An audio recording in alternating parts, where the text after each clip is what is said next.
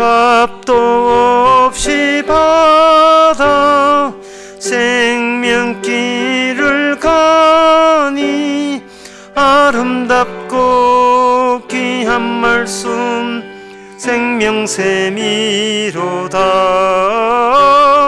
아름답고 귀한 말씀 생명샘이로다. 널리 울리고 퍼지는 생명의 말씀은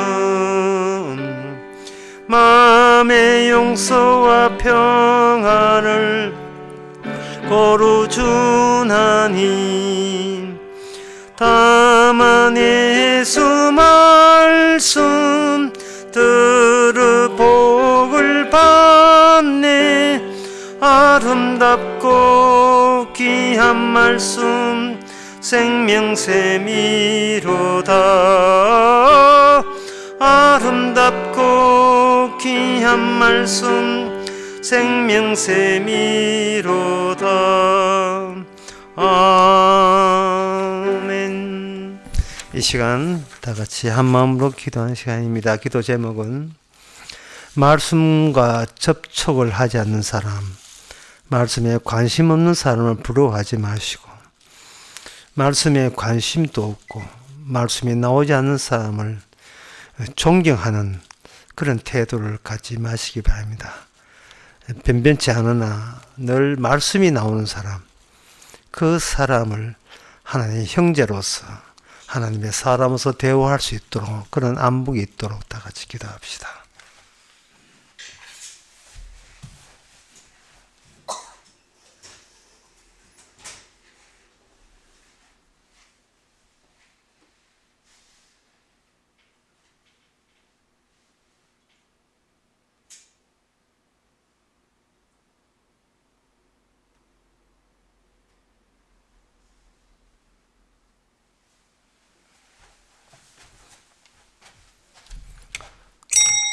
하나님 아버지, 말씀 빼놓고 세상적인 것과 내세우면서 자랑들을 하고 있는 이 세상에 저희들이 놓여 있습니다.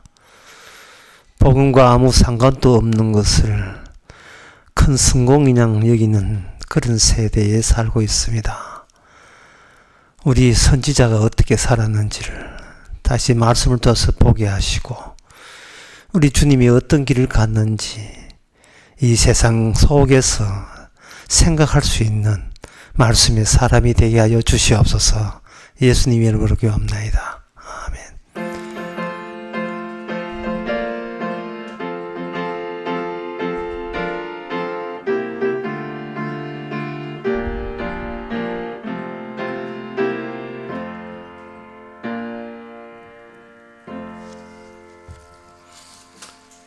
하나님의 말씀은 스바냐 2장 1절에서 3절입니다.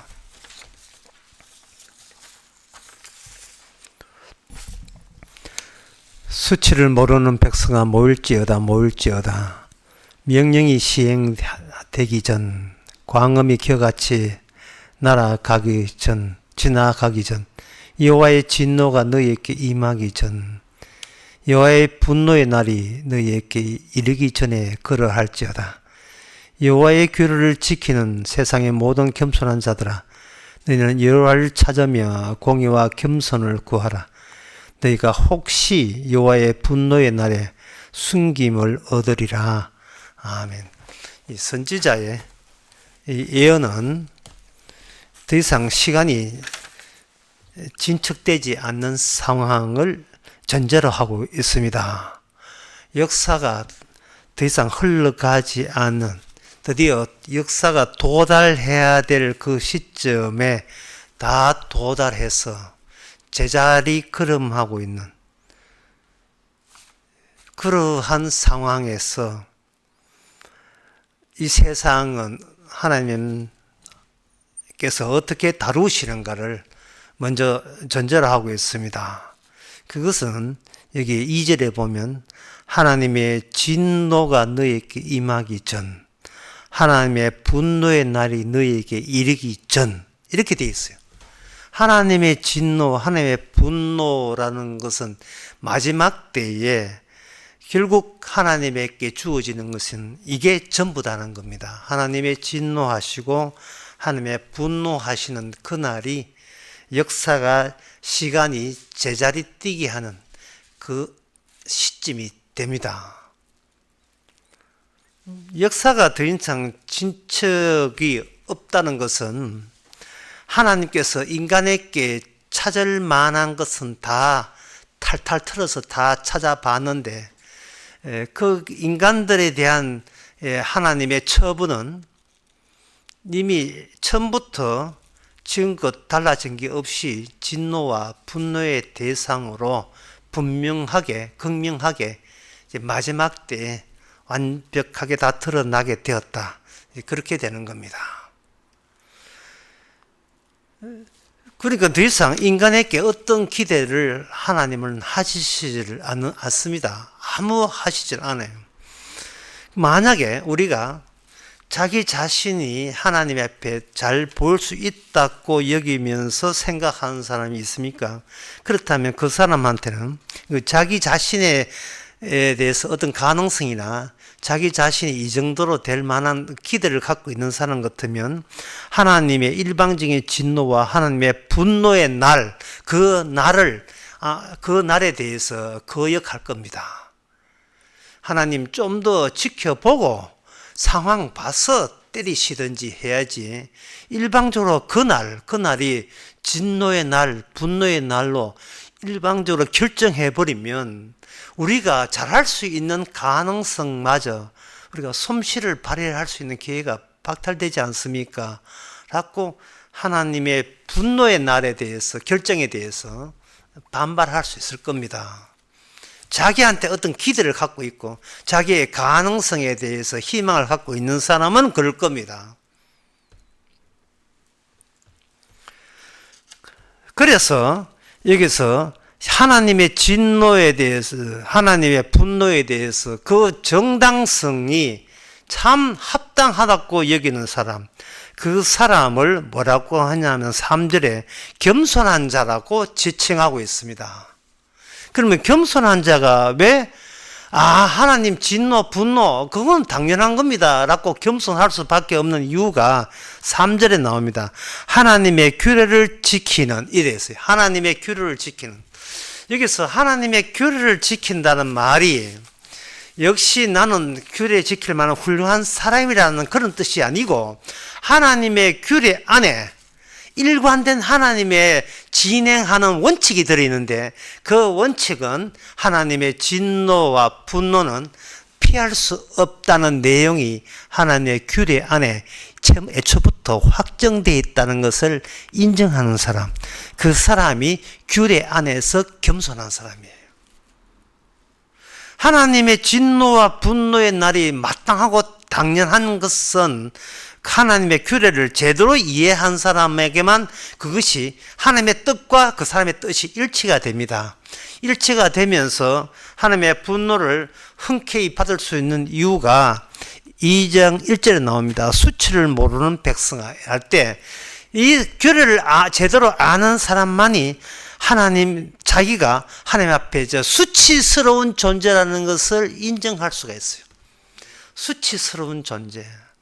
수치 안쓰러우려고 그렇게 아동반을 애를 쓰고 몸부림쳐도 이 세상 안에서는 아무짝도 소용없다는 것을 아는 사람. 나는 이렇게 살아도 수치스럽고 저렇게 살아도 수치스럽다는 것을 인정해야 하나님의 이미 결정난 분노와 진노의 정당성을 공유할 수가 있습니다. 주여 때리옵소서. 이게 겸손한 자예요. 그렇다면 어떻게 사람이 자기 가능성이 있고 자기의 기대가 누구나 있는데 그냥 하나님이라는 이름 하나 때문에 고개 숙이고 때려 주옵소서 지옥 가도 마땅합니다. 세상에 그런 인간이 있을 수가 있느냐? 그런 인간은 아마 없을 거라고 생각될 겁니다. 맞습니다. 그런 인간 없습니다. 그런데 그런 인간이 없는데 하나님께서 의도적으로 겸손한 자를 만들어버려요. 그러면 그런 인간이 없다는 그런 인간의 모델, 표준적인 인간과 그럴 우리가 어떻게 바르게 살라고 예를 쓰는데 어떻게 우리가 수치스러워 뭔가 잘한 건 있겠지라고 하는 그 인간에서 맞습니다. 우리는 잘한 거 없습니다. 수치스러운 거 맞습니다. 그 수치에 대해서 하나님의 저주와 진노는 합당한 조치입니다. 라고 인정하는 것으로 바꾸어지는 그 과정이 예수님의 12제자를 통해서 드러나고 있습니다. 예수님의 12제자의 시기를 둘로 나눠요. 첫째는 뭐냐 하면 성령을 받지 않던 시기. 그 다음에 두 번째는 성령을 받고 난 뒤에 제자들이 어떻게 달라지는가. 이 제자들의 그 성령 없던 제자가 성령 받고 난 뒤에 그 달라진 그 모습은 오늘날 이 예수님 이후에 모든 성도들이 똑같은 절차를 밟아서 구원을 받게 되어 있습니다. 그러니까 제자들의 첫 출발점, 시발점, 성령이 없을 때 제자들의 면면을 제대로 우리가 파악을 해야 돼요. 그러면 제자들이 성령을 안 받았을 때 그들은 어떤 태도를 나타내는가? 그들은 이 세상에서 어떻게 하면 수치스럽지 않는 존재가 되기 위해서 모든 시도를 다 했던 사람입니다. 수치스러운 존재가 되지 않기 위해서. 그러나 그것은 자기 자신의 본색을 몰라서 그래요. 창세기 3장 7절에 아담이 선악과 따먹고 난 뒤의 변화에 대해서 나와 있습니다. 거기에 보면 3장 7절에 이에 그들의 눈이 밝아 자기의 몸을 벗은 줄 알고 무화과나무 잎을 엮어 치마를 하였더라. 여기서 그들이 몸이 벗었습니다. 벗었으면 그냥 벗은 채로 그걸 오케이 하고 자연스럽게 받아들이면 될 텐데 선악과 따먹고 난 뒤 어떤 변화가 있느냐 하면 선악에 대해서 그 평가나 판단자로서 누가 주인공이 되느냐 하면 본인을 평가하는 주인공으로서 본인이 나서버린 거예요. 주님이 평가하는 게 아니라 본인이 본인을 평가해버리는 거예요. 본인을 평가하면서 어떤 평가를 내리냐 하면은 벗었다는 것은 이것은 선한 것이 아니다. 이거는 악한 것이야. 뭔가 조치를 취해야 돼. 벗었다는 것은 선이 아니기에 나의 나됨에 부끄러움을 제공하는, 수치를 제공하는 모습이야. 이렇게 자기가 판단해서 그러면 그거 가만히 있을 수가 없잖아요. 무슨 조치를 하잖아요. 조치가 뭐냐 하면 바로 그 치마를 만들어서 그게 수치스러운 대목을 그 부분을 가리는 짓을 했습니다. 정상이 아니죠. 정상적인 인간이 아니죠. 그렇게 해서 인간이 정상적인 인간이 될 수 있습니까? 벌써 자기의 수치를 안다는 것 자체가 이거는 하나님의 진노와 분노를 당해도 삽니다. 왜? 정상적인 하나님이 만들었던 그 인간이 아니기 때문에. 하나님이 자기가 만든 인간을 원하지 변질된 인간을 원하지 않습니다. 그리고 변질된 인간이 그냥 변질됐다 이래 있는 게 아니고 변질이 된 것을 마치 변질이 아닌 것처럼 뭔가 자기한테 처방을 내리고 조치를 취하는 거예요. 그러면 그 조치를 취하는 방식이 어떤 방식이냐? 독단적입니다. 하나님이 원하는 방식에 가지를 못하고 뭔가 누가 조종하는 식으로 누구를 닮은 모습으로 조치를 취하는 겁니다. 이게 뭐냐면 바로 제자들이 성령 받기 전에 예수님을 따라다니면서 많은 것을 예수님한테 귀동냥 들었고 예수님에게 실습을 했고 귀신을 쫓아내는 능력도 받았고 온갖 것 다 했어요. 12제가 모두가 그들은 하지만 그들이 결국은 베드로가 예수님이 딱 체포되고 난 뒤에 예수님 자신을 메시아로 여기는 그 지식 자체가 일종의 자기들에게 자기의 수치를 가리는 치마 역할밖에 안 되는 거예요. 예수님이란 존재가 예수 덕분에 내 수치심을 가려서 나로 멀쩡한 존재, 수치를 모르는 정상적인 존재로 그렇게 원하고 싶었던 겁니다. 그런데 그 마지막 순간에 예수님께서는 제자들의 실체, 제자들이 어떤 형편에 놓여 있는가를 보여주기 위해서 예수님께서는 그 말씀을 자기한테 실현시켜요. 목자를 치니 양이 다 달아난다.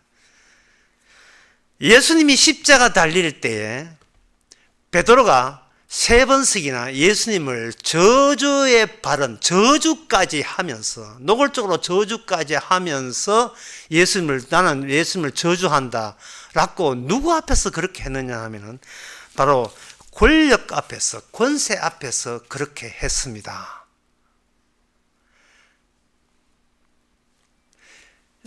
인간들이 내가 예수님을 통해서 내가 좀 정상적인 사람이 되고자 노력하는 그것이 뭐 안에 들어있는 거예요. 무슨 안에 들어있냐 하면 이 세상, 이 시간 속에서 자기 자신이 자기의 수치를 가리는 주인공 역할을 하면서 자꾸 연출을 하는 거예요. 그 시간 속에서 연출하는 걸 뭐라고 하면 그걸 역사라고 이야기합니다. 역사라는 것은 뭐냐? 인간이 자기의 주인공이냐 여겨서 자기 주인공이 원하는 대로 연극하고 연기하고 연출해서 나온 그 결과물이 바로 역사라는 겁니다. 역사. 교회의 역사, 가정의 역사, 국가의 역사. 전부 다 인간들이 몸부림치는 거예요. 어떤 목적으로? 될 수 있는 대로 수치스럽지 않은 존재, 부끄럽지 않은 존재로 살기 위한 자기가 자기한테 가하는 보태는 연출한 겁니다. 누가? 12제자들이요. 어떤 경우에? 성령을 받지 않는 경우에. 그런데 그 연출하는 그 장소가 무슨 장소냐? 권세가 있는 세상 권력이 지켜보는 자리예요. 그러니까 이것은 나중에 성령 받고 난 뒤에 안 사실이지만 인간이 성령 받기 전에 홀로 있었던 게 아니었습니다. 성령 받기 전에는 이 세상의 권세 속에 있었어요. 그걸 악령과의 동거라고 하시는데 성령과 동거하지 않으면 악령과 동거하면 돼. 그 악령이 이 세상의 신입니다. 이 세상의 권력으로서 모든 인간을 이렇게 그걸 통제하고 지배하는 그 권력에서 인간은 자기 자신이 부끄럽지 않는 존재가 되기 위해서 온갖 연출을 다 해온 거예요. 누가? 성령 받기 전에는 권력과 함께 권력을 의식해서 이 세상 권력 보기에 자기 모습이 그럴싸하게 보인다는 이 모습이 악령이 시키는 일이라는 것은 상상도 못했죠. 베드로가 자기 입으로 베드로가 물리를 건넜던 사람입니다. 장모의 병을 낫게 하신 분이에요. 베드로가 얼마나 자기 자신에게 자신을 했는지 내가 우리말로 하면 내가 예수님 배반하면 성을 갈겠습니다. 그런 식으로 이야기했던 거예요. 자신만만했던 겁니다. 자기는 권력 없이 자기 일에 대해서는 본인이 통제할 수 있다고 여겼던 거예요. 그걸 믿었던 겁니다. 나는 믿습니다. 나의 믿음을. 내가 원하는 내가 될 수 있도록 내가 힘을 가할 수 있는 자율과 자유가 내게 있음을 나는 믿습니다. 그런데 그 믿음이 그 당시 지켜보고 있는 세상 권력 앞에서 그게 여지없이 허물어졌습니다. 심지어 어린 소녀 하나가 고발해 들어왔잖아요. 아저씨, 내가 다 아는데, 전에 지금 십자가 잡혀 있는 체포된 죄수와 한피 있는 걸 내가 봤는데, 하는 순간, 본인 말고 다른 더 힘센 권력이 내 수치를 없애기 위해서 조정해 왔다는 사실을 발견하게 된 겁니다. 예수님이 원했던 바죠. 자신의 한계를 알게 만드는 겁니다. 이 말은 로마서 7장에서 사도 바울은 이걸 이렇게 표현합니다. 로마서 7장 11절. 죄가 기회를 타서 이 계명으로 말미암아 나를 속이고 그것으로 나를 죽였는지라. 다시 읽겠습니다. 이게 너무 어려운 말이거든요. 죄가 기회를 타서 계명으로 말미암아. 계명. 오늘 본문에서는 규례, 여호와의 규례 되어 있죠. 여기에서는 계명이라 했어요. 죄가 길을 타서 계명으로 말미암아 나를 속였다고 되어 있어요. 나를 속이는 거예요. 그러니까 성령 받기 전에 12제자는 자기에게 속아 넘어가지 않아야 자기가 구원되는 줄 알았어요. 속지 않으려고. 왜냐? 속아버리면 수치스러운 존재가 되니까. 속아버리면 내가 자율성이 없는 사람이 되니까요. 누구한테 농락당하고 누구한테 휘둘리는 사람 되니까. 그게 내 자율권에 부합되지 않는 거예요. 나는 어떤 목적이 있는가? 내 자유를 사용해서 어떤 누구 앞에도 수치스러운 존재가 안 되는 거, 이건 내가 해낼 수 있다고 그렇게 생각했는데, 그렇게 생각하는 것 자체가 그게 하나 마귀한테 그게 혼빡 속아버린 것이 사실이라는 거예요. 그게 속아 넘어가야 되는데, 그래야 구원받는데 안 속아 넘어가려고 했는데, 안 속아 넘어가려고 한 거예요. 베드로가 예수님에게 내가 어떤 목숨을 버리더라도 주님을 따르겠습니다. 이 말 바탕에는 뭐냐? 세상에 어떤 유혹이 온다 할지라도 주님을 버리라는 그런 속는 것에는 제가 휘둘리지 않을 자신이 있습니다. 그런 뜻이에요. 내 자신이 어떤 경우에도 속아 넘어가는, 악마한테 속아가고 죄에 속아가는 그런 수치스러운 존재는 내가 거부하겠습니다 라고 자신만만했던 것이 누구냐? 베드로였고 12제자였어요. 자기를 몰라도 너무 모르는 거예요. 하나님의 규례를 몰라도 너무 몰랐어요. 하나님의 계명을 몰라도 너무 몰랐습니다. 그렇게 3년 동안 다녔던 주님의 계명 하나하나, 말씀 하나하나가 무슨 뜻이 있는지를 그렇게 듣고도 몰랐습니다. 그렇게 듣고도 자기 자신이 누군지조차도 파악하지 못했어요. 그 말씀이 자기의 수치를 가릴 수 있다고 생각한 거예요. 그 말씀을 듣고 배우면 자기는 안 속아 넘어가는 줄 알아요. 그러나 주님이 주신 모든 계명은 제발 네가 현재 네가 결탁되어 있는 그 권력에 네가 속고 있다는 사실을 깨달았고 주신 말씀이에요. 그게 속지 않으려는 그 사실이 그게 결국 속고 있는 그거의 모습이라는 거예요. 그 모습이 이거 어렵죠. 쉽게 말씀드리겠습니다. 네가 주인공이 아니라는 거예요. 네 주인공이 아니라는 거예요. 성령 받고 난 뒤에 12제자가 변한 것은 그거였습니다. 내가 나의 주인공이 결코 아니다. 내가 나의 주인공이 결코 아니다. 내가 역사의 주인공이 아니에요. 아직도 내 인생 역사, 내 역사 생각한다면 그거는 철저하게 악마하고 속고 있습니다. 속고 있기 때문에 속은 줄을 모르겠죠.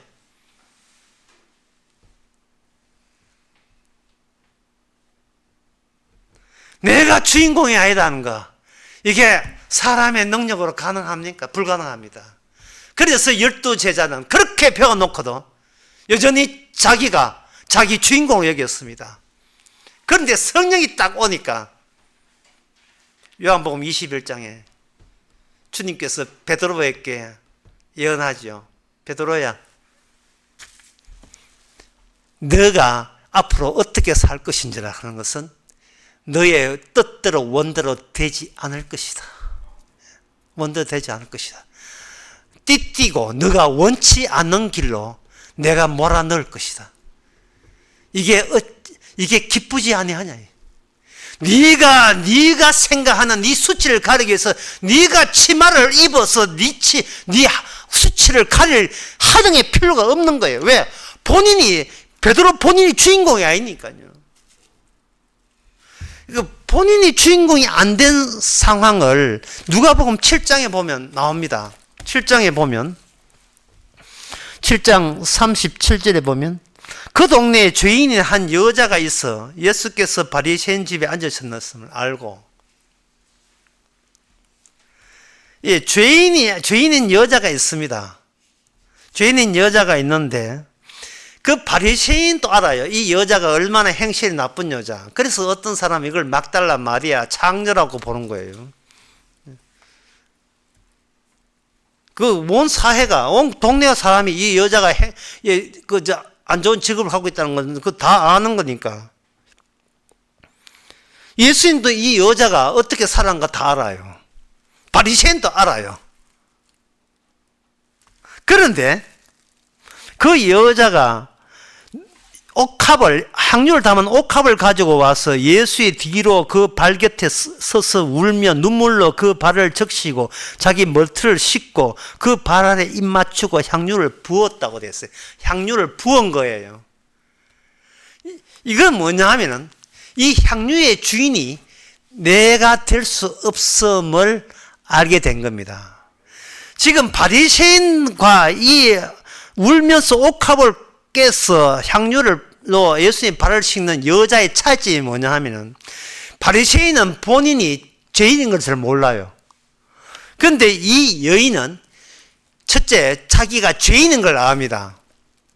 두 번째 이 여자가 뭘 아느냐 하면은 남들이 나를 죄인인 것을 여자가 알아요. 세 번째 이 여자가 뭘 아느냐, 그거는 누가복음 7장 47절에 나옵니다.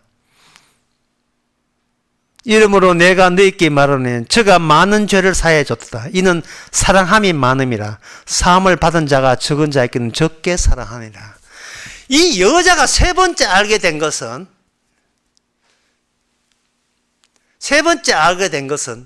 본인이 사랑을 예수님한테 받았다는 사실이에요. 이게 충격 아닙니까? 1번, 2번, 3번까지 또 다 잊어버렸죠. 1번, 이 여자는 남들이 자기의 죄인인 걸 알아요. 두 번째, 이 여자는 본인이 자기의 죄인을 알아요. 두 번째, 남들이 자기를 죄인이라는 걸 다 압니다. 세 번째, 여자가 그걸 다 알고 있으면서도 세 번째, 자기는 남들이 모르는 예수님의 사랑을 받았어요. 그래서 예수님은 뭐냐?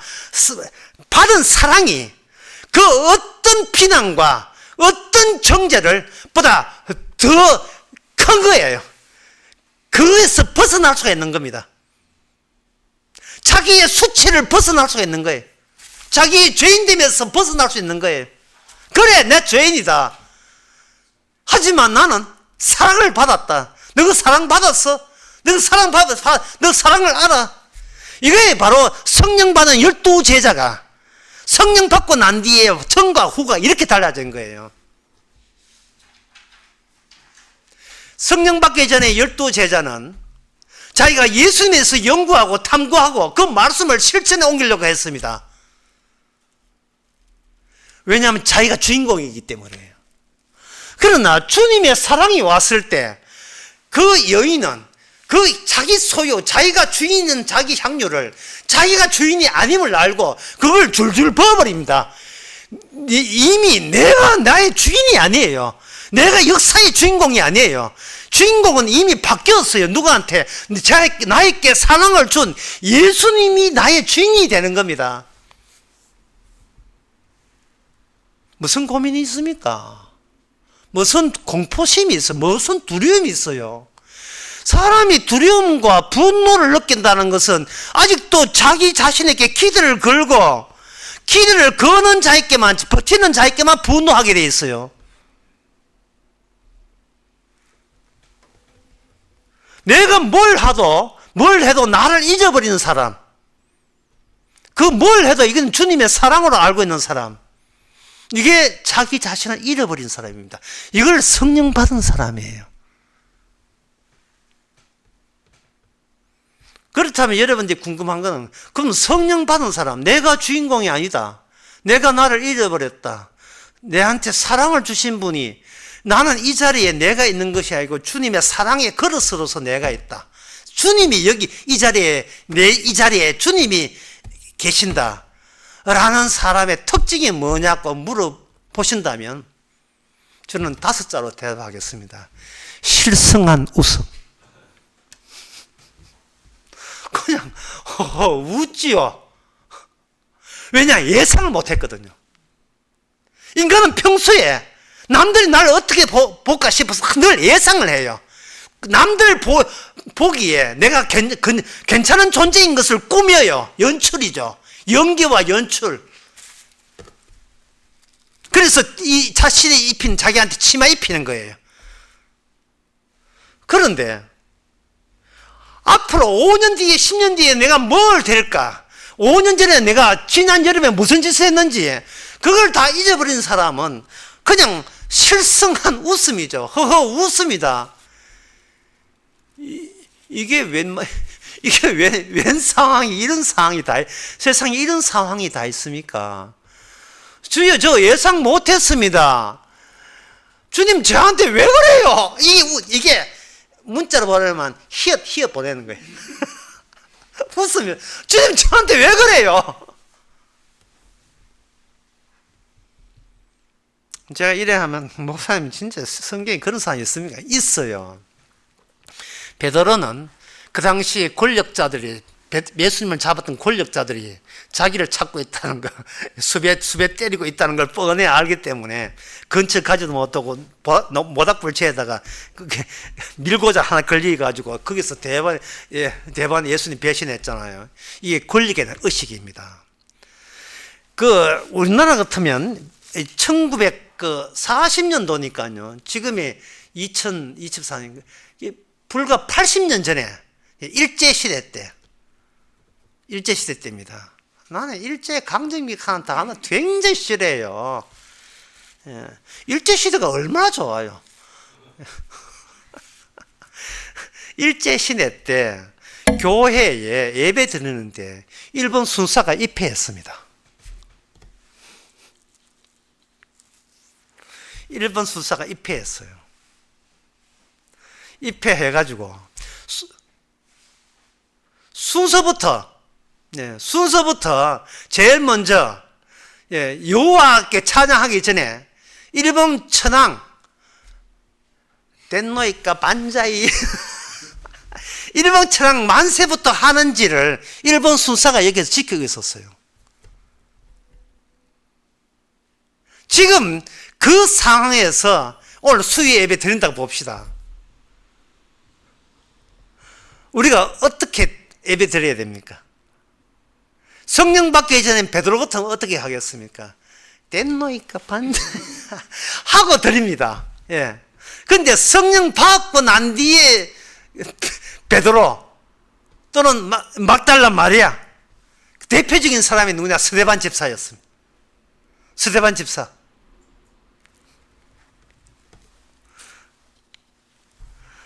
스데반 집사는 성령 받기 전에 모든 인간에게 얼마나 그 성령과 함께 있지 않다는 것은 악령이 함께 있다는 것이고, 악령이 함께 있다는 것은 하나님께 버림받았다는 뜻이에요.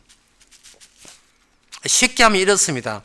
어떤 인간도 규례 앞에서 겸손하게, 규례대로 겸손하게 살아서 여호와의 앞에서 구원을 받을 사람은 이 세상에 아무도 없습니다. 단 한 사람밖에 없습니다. 누구냐 하면은 바로 예수님이십니다. 예수님만의 규례대로 다 했어요. 예수님께서 저주를 받으시고 저주의 사흘 만에 부활하셨습니다. 그러면 부활하신 하나님의 선택, 한 사람만 선택했습니다. 그 선택한 분의 영이 뭐냐? 성령이에요. 그러니까 이거는 구원받을 확률이, 합격률이 몇 %냐? 0%예요. 0%가 된 상태에서 성령이 와버렸습니다. 그러면 예수님의 영을 받은 사람은 합격이 되는 거예요. 이게 하나님의 구원 방식입니다. 베드로가 예수님을 따르면 열심히 공부했는 거, 그거 아무 소용없어요.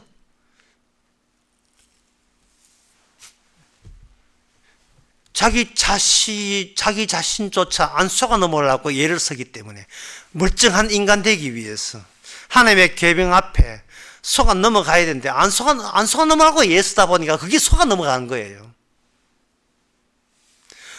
속았구나, 이게 돼야 되는데 이게 내가 용납이 안 되는 게, 왜? 내가 주인공이거든요. 구원의 당사자가 본이라고 여기고 내가 판단을 하겠다는 거예요. 판단을.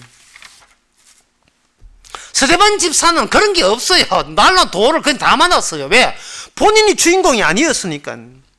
사람이 속지 않으려고 하니까 늘 자기를 점검을 합니다. 저거 점검하는 태도. 그러니까 성령이 올 리가 있습니까? 예? 안동에 눈이 잘 안 오거든요. 안동에는 눈이 잘 안 오는데 어떤 가끔 눈이 와요. 눈이 와가지고 눈이 여기 발목에서 무릎까지 눈이 차일 때 누굴 만나기로 약속을 했던 모양이에요. 안동역 앞에서 오는데 점검을 하는 거예요. 그런데 약속 시간에 눈 오는 날 만나고 있더니 약속이 안 오는 거예요. 그래서 점검은 한 두 가지 경우밖에 없어요. 안 오는 것인지 못 오는 것인지. 안동역 앞에서 진성이가 부르죠. 그 다음 가사가 오지 않는 사람. 나를 위해서 성령이 올 리가 없죠. 그건 하나의 치마니까. 내 위신을 채워준 치마고, 그리고 내 역사를 포기 못하게 만드는 채로 성령이 올 리가 없잖아요. 그래서 성령은 뭐냐? 예수님께서 선택받은 그 예수님의 영이 우리에게 오게 되면 그 다음부터는 배급제입니다. 배급제. 배급제라는 말은 요청할 수 있는 권한은 아무도 없는 거예요. 그게 오늘 본문에 뭐냐면 혹시라고 되어 있어요. 혹시 3절 끝에 겸손함을 구하라. 너희가 혹시 여호와의 분노의 날에 승비를 얻으리라. 이 혹시란 말을 하는 이유가 구약이기 때문에, 구약은 계명적이에요. 뭘 하면 뭐가 되는 계명의 구조 안에 구약이 있어요. 계명의 구조 안에. 구약적 계명에 의하면 겸손하게 되면 하나님께서 분노의 날에, 이미 분노라는 것은 이미 기정사실화 됐고요. 아무도 구원받지 못해요. 근데 혹시 겸손하게 되면, 그 구원받지 못하지만 혹시 겸손하게 되면 하나님 분노의 날에 숨겨줄 수는 있지 않겠느냐. 요 기절에 해당되는 사람은 단 한 사람, 예수님밖에 없었습니다. 그래서 예수님의 영을 받은 사람은 스바냐 2장 3절에 있는 이 말씀의 최종 완성 상태가 그 사람에게 배급받았다. 하나님께서 배급 준 거예요. 성령을 통해서 완성된 상태에서 이것을 우리한테 배급을 줘버리면 하나님께서 분노의 날에 우리를 빼내주는 겸손한 사람이 성령의 예서 되게 하셨다가 돼요. 그러면 우리는 어떤 사람이 되느냐? 2장 1절에 수치를 아는 백성이 되는 겁니다. 그렇다면 스가랴 2장 1절에서 3절이 우리 안에서 완성태가 되는 거예요. 완성 상태가.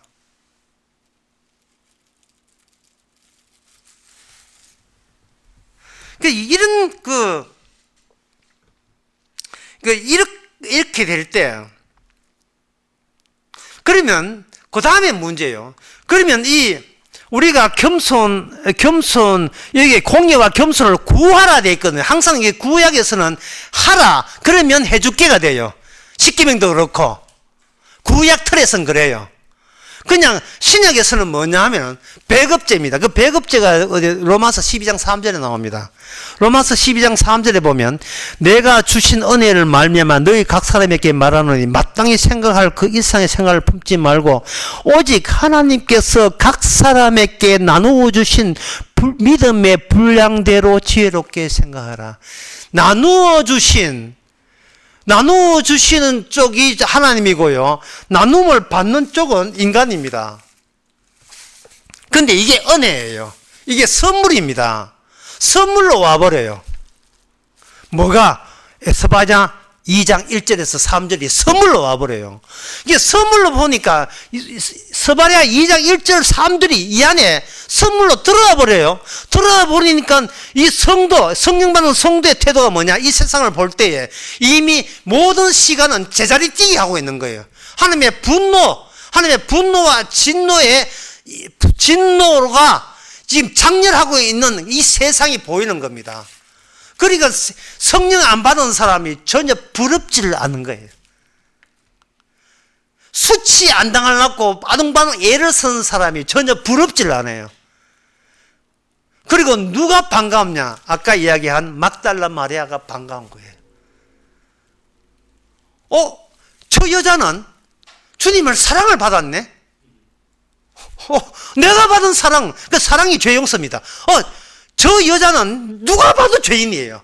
근데 사랑을 받았네요. 누가복음의 그 대목, 7장 대목을 하면서 제가 시간상 빠뜨렸습니다만 그 대목을 다시 말씀드리면 이렇습니다. 7장 41절에 가라사대 빚주는 사람에게 빚진 자가 둘이 있어 하나는 500데나리를 졌고 하나는 50데나리를 졌는데 갚을 것이 없으므로 둘 다 탕감하여 주었더니 그 둘 중에 누가 더 저를 다 사랑하겠느냐? 주님께서 우리에게 그 여자에게 준 것은 사랑이었습니다. 무슨 사랑? 주님의 일방적인 사랑이었습니다. 사랑이 이 세상의 어떤 권력의 강도보다 센 거예요. 그걸 스데반 집사가 보여준 겁니다. 돌 맞은 스데반 집사가 보여준 거예요. 욕해라 그래, 욕해라. 그래, 아이고 부끄럽다고 이야기해. 내한테는 사랑이 있어. 나 사랑이 있다고. 첫째, 남들이 나를 부끄러운 존재라고 아는 거. 두 번째, 내가 그렇게 욕을 얻어도 마땅한 거. 세 번째, 그래도 그걸 실웃음으로 넘길 수 있는 것은 바로 내가 주님의 사랑을 받았기 때문에 그래요. 그러면 사랑받은 사람은 앞으로 어떻게 살아가는가? 이것을 또 궁금해 하실 거예요. 궁금한지 아니면 궁금해 하실 겁니다. 아니, 궁금해야 돼요. 예. 거기에 대한 예가 누가복음 2장 12절에 나옵니다. 누가복음 2장 12절을 제가 읽어보면 천사가 광야에서 양을 치던 목자에게 밤중에 나타난 그 대목이에요. 오늘날 다윗의 동네 너희를 위하여 구주가 나셨으니 곧 그리스도 주시니라. 12절에 너희가 가서 강부에 사여 구유에 누인 아기를 보리니 이것이 너희에게 표적이라. 그 다음에 15절에 보면 천사들이 떠나 하늘로 올라가니 목자가 서로 말하는데 이제 베들레헴까지 갔어. 주께서 우리에게 알려주신 바 그 이루신 것을 보자. 빨리 갔어. 마리아와 요셉과 구에 누운 아기를 찾아보고 이렇게 되어 있어요. 이 뭐냐 하면은 성령 받은 사람의 특징은 뭐냐 하면은 힘을 키우는 사람이 아닙니다. 뭐냐? 방향이 어딘지를 아는 사람이에요. 힘의 크기가 아니라 방향이에요. 주님이 어디에서 어디로 하늘나라 가는 걸 압니다. 베들레헴에 태어난 아기 예수. 너무나 힘이 큰 소리 치는 이 세상에서 너무나 약한 모습으로 이 땅에 오셨어요. 그 약한 아기 예수를 찾는 그 목자도 그 시대에 아르바이트 하는 학생이었어요. 약한 학생이었습니다. 끼리끼리 모인다고. 막달라 마리아, 그건 무슨 힘이 있습니까? 막달라 마리아가 시의원 나갔습니까? 국회의원 나갔어요? 아니죠. 막달라 마리아는 자기 역사를 만들 생각이 전혀 없어요. 언제까지 죽을지, 언제 살지, 그것도 자기한테 관심이 없어요. 언제 이 세상은 이미 심판 속에 있는 세상이에요. 심판 속에서 스바랴 2장 1절에서 3절 그 말씀이 세상에 내 안에 완성 상태로 들어왔다는 것이 사실. 말씀이 내 안에 스바랴 2장 1절 3절 있다는 이 말씀.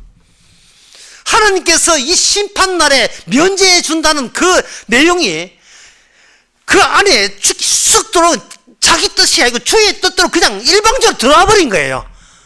예. 길 걷다 보면 서봐라 막 찌는 울렁울렁 굴렁굴렁 뛰어요. 이 안에 마지막 때에 네가 사랑을 받았구나, 네가 죄사함을 받았구나. 그렇다면 그 사람의 사는 목적은 뭐냐? 주님이야, 이게 사랑입니까? 이게 감사입니까? 그런 쪽이죠. 이게 주께서 주는 사랑입니까?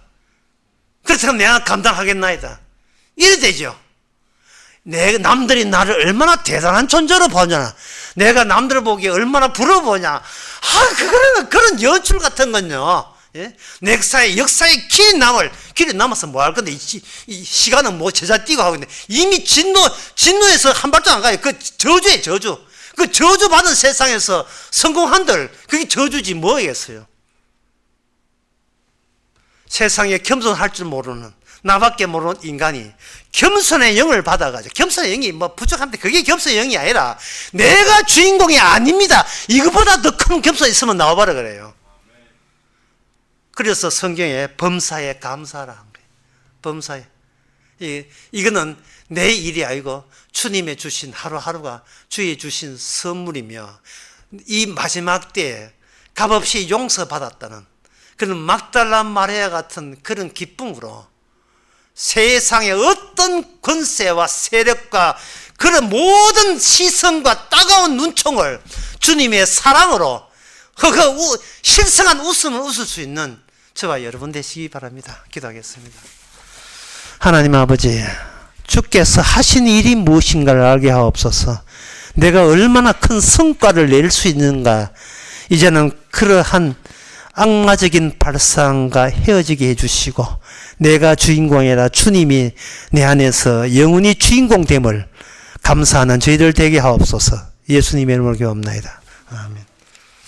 찬송가 210장 합시다.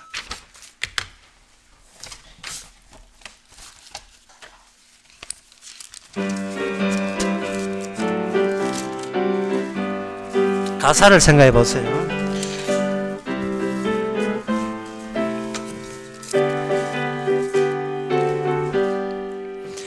내 죄사함 받고서 예수를 안디 나의 모든 것 다 변했네. 지금 나의 가는 길 천국 길이요, 주의 피로 내 죄를 씻었네. 나의 모든 것 변하고 그 피로 구속받았네.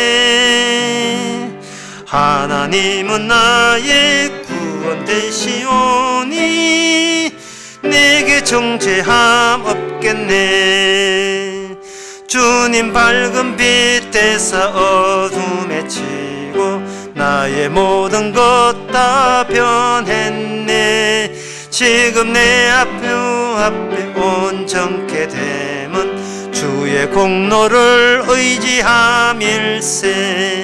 나의 모든 것 변하고 그 피로 구속받았네. 하나님은 나의 구원 되시오니 내게 정죄함 없겠네. 내게 성령 임하고 그 크신 사랑 나의 맘에 마득 채우고 모든 공포 내게서 물리치시니 내 맘 항상 주 안에 있도다. 나의 모든 것 변하고 그 피로 구속받았네. 하나님은 나의 구원 되시오니 내게 정죄함 없겠네. 기도합시다. 지금은 우리 주 예수 그리스도의 은혜와 하나님의 크신 사랑과 성령의 충만하심이 주께서 지금껏 이루어왔고 앞으로도 주께서 인도하심을 믿는 모든 성도에게 주의 이름으로 축원하나이다.